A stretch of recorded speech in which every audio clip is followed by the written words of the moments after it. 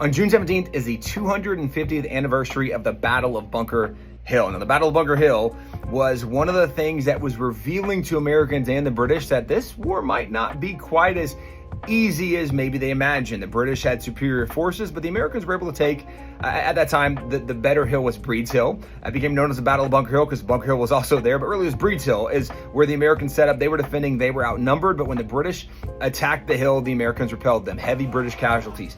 The British charged a second time. The Americans repelled them. Heavy British casualties. It wasn't until the third time that the British actually took the hill, but part of the reason they took the hill is the Americans ran out of ammunition, and ultimately the Americans flee. That they escape and live to fight another day. There were several noted names from the Battle of Bunker Hill. You have Dr. Joseph Warren, who was a general, but he, in that battle, decided he would be a private. He wanted to go firsthand and fight. You have Israel Putnam. You have Prescott, but also guys like Peter Salem, who was a black patriot, who actually was one of the noted individuals from Bunker Hill because he's the one that actually shot Major Pitcairn on that third charge.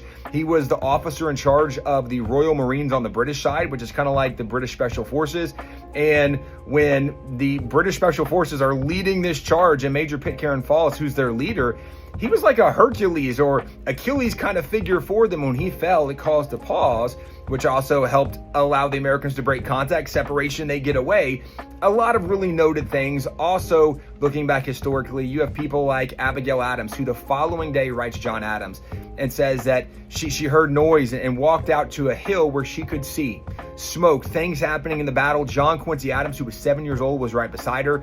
And John Quincy Adams later wrote that it was because of these early battles in the Revolution, and specifically he mentions Bunker Hill, that really gave him the motivation, the passion to want to love and defend America his entire life.